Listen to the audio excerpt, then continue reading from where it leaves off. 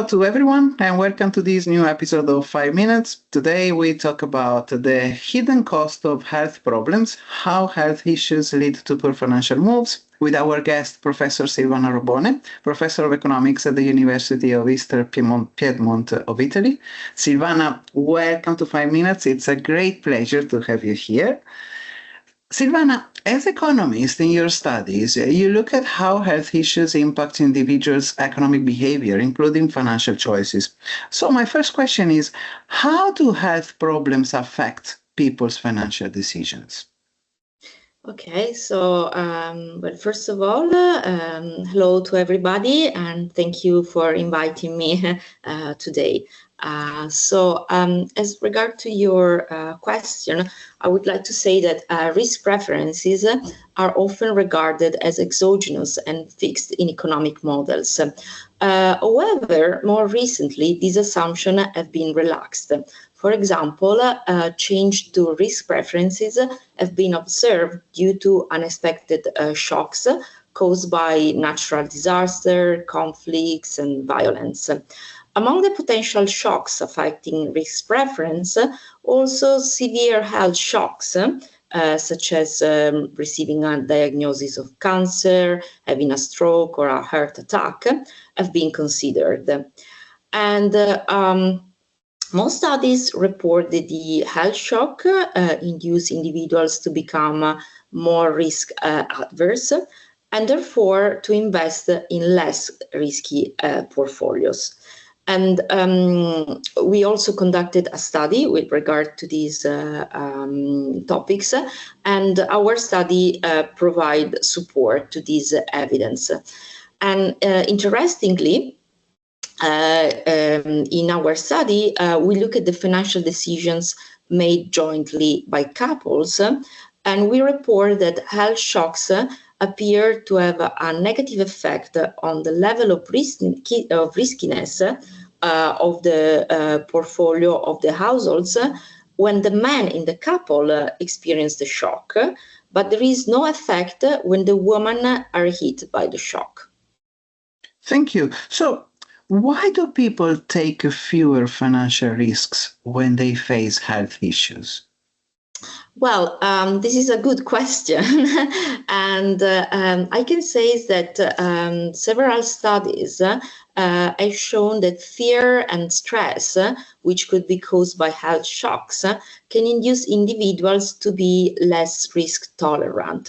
Traumas, for example, can affect the brain by inducing changes in the gene regulating the transportation of serotonin, and a hormone which is linked to discounting and risk-taking. Also, other researchers claim that the hormone of cortisol, which is released when the body is in a condition of stress, is the cause of changes in risk preferences. So the causes could be several. Thank you. So, how do older adults' health-related financial decisions impact the wider economy then? So we know that health deteriorates with age, and people who experience health shocks the most tend to be elderly. So since the elderly also control a significant amount of total wealth, shocks to health which cause changes in risk preference among this group may lead to revised portfolio decisions and, as a consequence, have an impact on financial markets.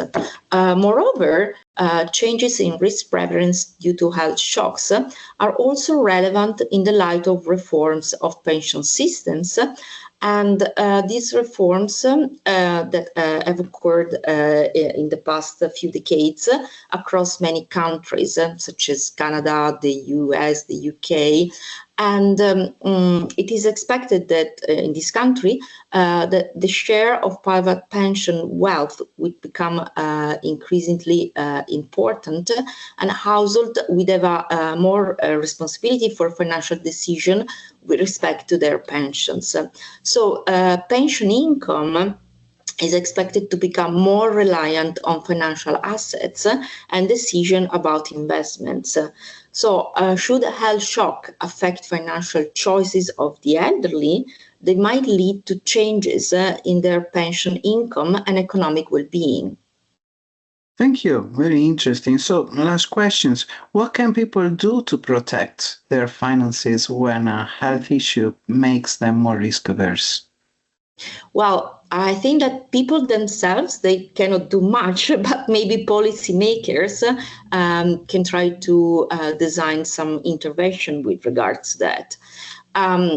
There is evidence in the literature that shows that individuals with a higher level of financial literacy, for instance, are able to tolerate a higher level of risk when making financial choices.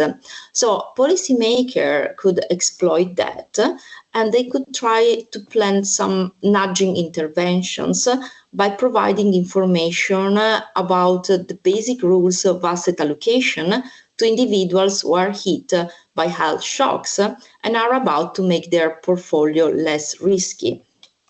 If individuals are informed or if they are reminded about these basic rules, for instance, safe assets give no returns. If you wish to earn some money, you need to take some risk. They could make financial choices more rational and less driven by their emotions. And we know that emotions are not good advisors when making financial choices. Thank you so much, Silvana, for these interesting discussions. We wish you all the best, and we really hope to see you here again at 5 minutes. Thank you. Thank you very much. Thank you very much, Luca, and bye bye. Thank you.